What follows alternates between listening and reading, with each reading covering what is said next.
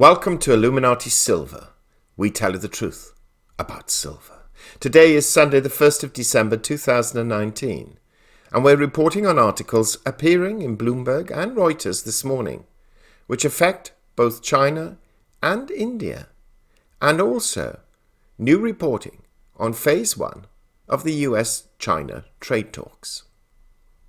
The second and sixth largest economies in the world, China and India, are letting it be known to expect lower growth rates moving forward for the years ahead.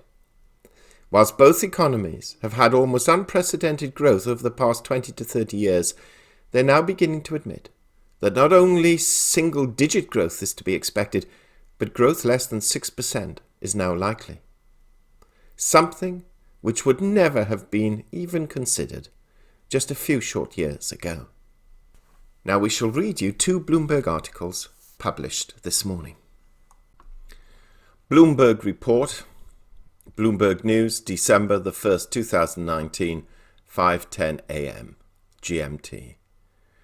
PBOC, People's Bank of China, ready with prudent policy for long global downturn, Yi says. China's monetary policy should remain prudent with room for adjustment as a prolonged downturn in the global economy is likely, Central Bank Governor Yi Gang said. The People's Bank of China should be prepared for a mid- and long-distance race and stick to conventional policy as long as possible, Yi wrote in an article published Sunday on the WeChat account of Qixi, the Communist Party's flagship magazine. Quote, "The world's economic downturn will likely stay for a long time," he wrote. "We should stay focused and targeted while not competitively lowering interest rates to zero or engaging in quantitative easing," unquote. Economic development should not be simply judged by gross domestic product growth, he said, adding that the mission of monetary policy is to keep prices stable and protect people's money from inflation. He also repeated a pledge to keep the yuan flexible and not engage in competitive depreciation. Yi's comments come ahead of a high-level economic meeting expected this month where top leaders and senior officials will lay out growth targets for 2020. Economists anticipate the economy could slip to sub-6% growth, a situation Beijing may be comfortable with as long as employment and risk are in check. China's central bank has maintained a fairly neutral policy stance compared to its global peers, trimming interest rates for commercial lenders only moderately. The People's Bank of China has voiced concerns on surging consumer inflation, which analysts expect to peak at 5% or 6% in early 2020. Bloomberg Report, December the 1st, 2019, 12 a.m. GMT. India's slumping growth opens the door for more rate cuts. By Anirban Nag. India's deepening economic slowdown is likely to throw open the door to more monetary policy easing this week.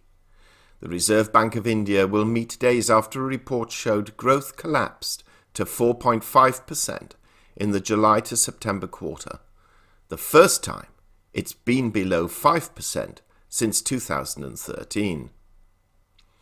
Led by Governor Das, the RBI already has cut interest rates by 135 basis points in 5 moves this year, the most by any Asian central bank. Policymakers have had their focus squarely on reviving Asia's third largest economy, and last week's weak data gives them added reason to continue pushing for growth. Quote, "The weak numbers emphatically underscore the need of policy focus on growth," said Shubhada Rao, chief economist at Yes Bank Limited in Mumbai. Quote, "We are expecting the RBI to execute another rate cut of 25 basis points at its next meeting, unquote. Last quarter's growth slump showed a contraction in manufacturing and subdued investments. It was only government spending that bolstered the economy, with private consumption still fairly low-key. Indians are consuming less, and it's hurting their economy. And you can see by the chart issued by the Ministry of Statistics and Programme Implementation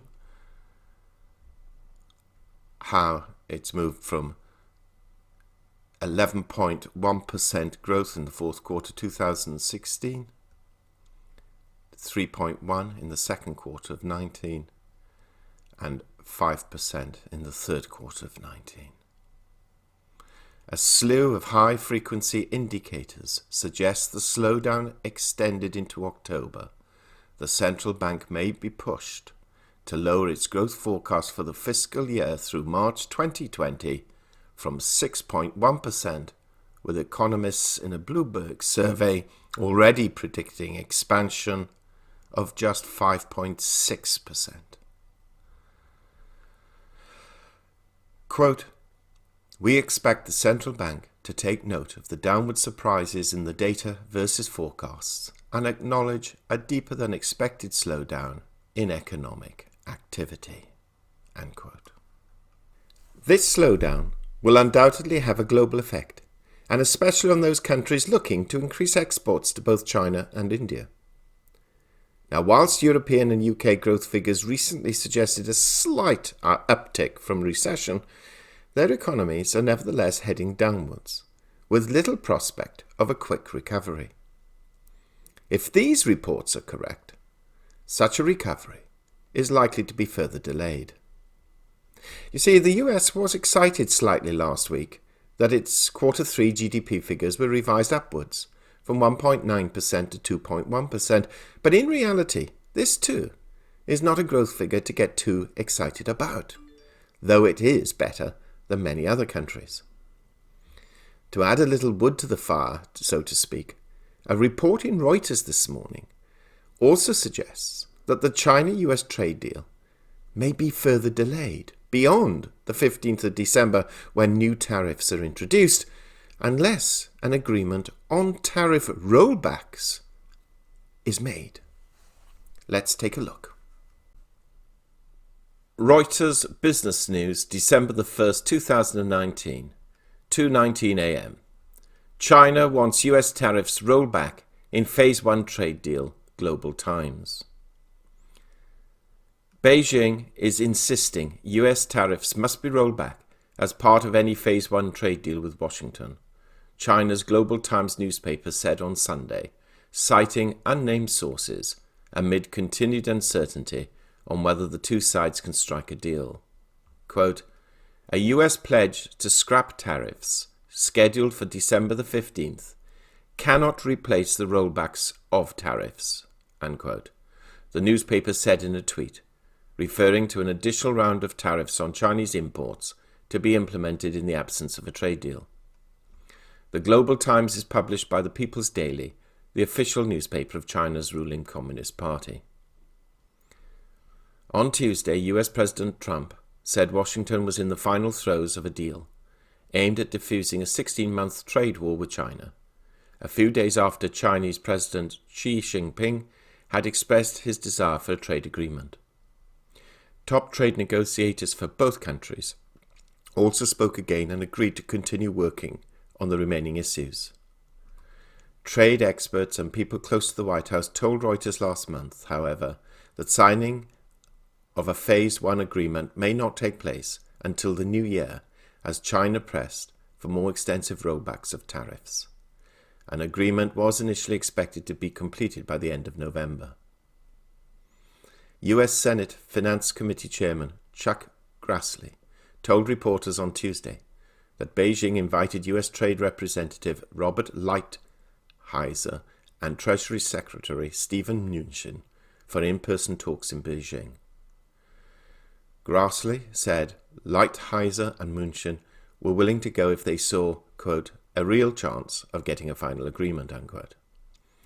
A source familiar with trade talks also told Reuters that US officials could travel to China after Thursday's Thanksgiving holiday in the United States.